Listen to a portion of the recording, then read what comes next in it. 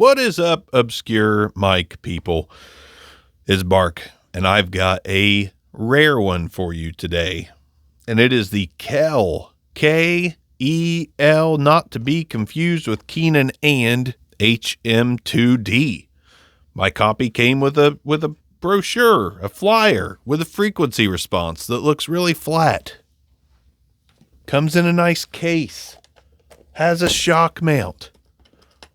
Let me just show you all that real quick. You get a metal carrying case with a single locking clippy. You open that sumbitch up, and you've got the documentation.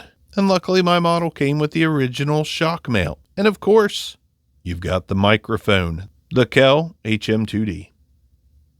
Microphone, no bells or whistles, no switches, nothing like that. Just a really cool looking mic. So let's get into it. It's a large diaphragm discontinued from Canada microphone. It sounds good. It sounds good. Right off the bat, I plug this thing in and I'm like, I could do some work with this thing. I could 1000% do some work with this thing.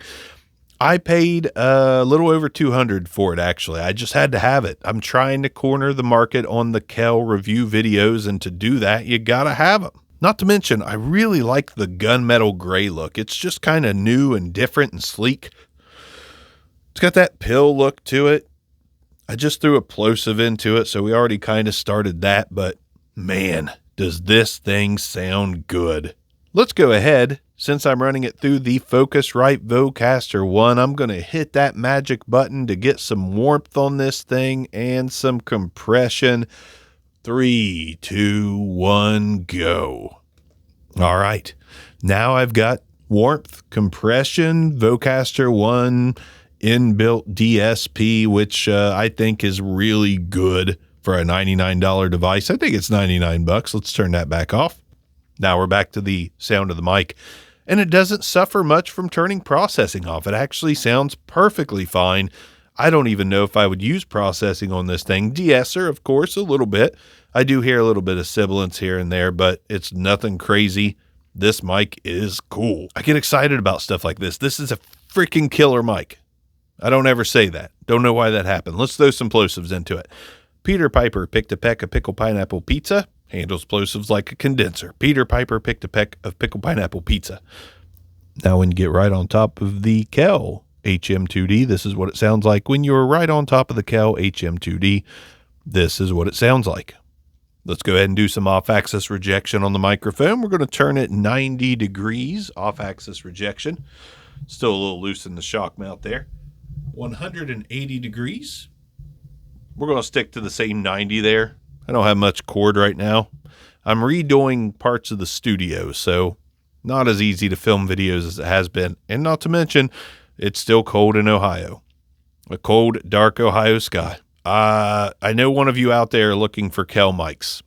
And I know I said I was going to review one and sell it. I'm not decided on that yet.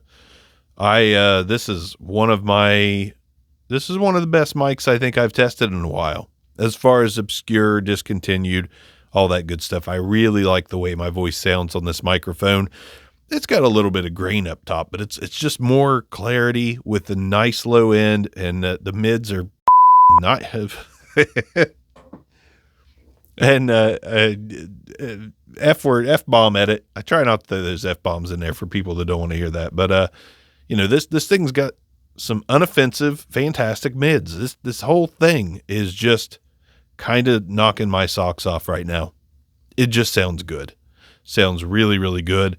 The Focusrite Vocaster 1 is a heck of a device. It just really seems to paint a pretty picture with these microphones. It's a nice neutral, this is what it sounds like. This and the Tascam HR 1x2 HR.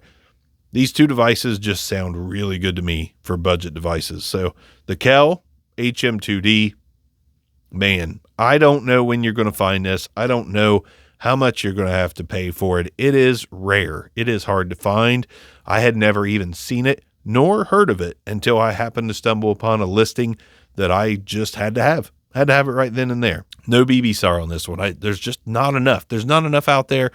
But I mean, this is in the 8, 9, 10 range. I mean, this is a fantastic mic. The build quality is excellent. The accessories are great. The sound is fantastic. It does look like it has one of the lower end capsules on it, but apparently Kel fine-tuned the internals to, compensate for the sound of the capsule, which is what a lot of folks do. You'll see a lot of the JLI 1222, I don't even remember what it is, but there's a JLI capsule that's in the CAD E100S, and it's in a whole bunch of other mics, and it sounds different depending on the tuning of the microphone. So Kel did a fantastic job of taking budget pieces and making a fantastic sound. I like this one a lot. Hopefully you did too. And I hope you had fun. That's not my saying. Whose is that? I don't know, Earthlings. Ooh, that's not mine either. All right, I'm just being a little goofy at this moment. It is late in Ohio.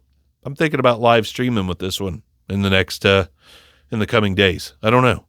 Maybe. Could happen. Obscure Mics. Kel, HM-2D's out of here. Bark's out of here. Thank you guys for your support, your continued support as we push towards 6,000. Small channel. Not super small, though. Not as small as it used to be. Well on our way to doing bigger, better things. Obscure Mics. Peace out.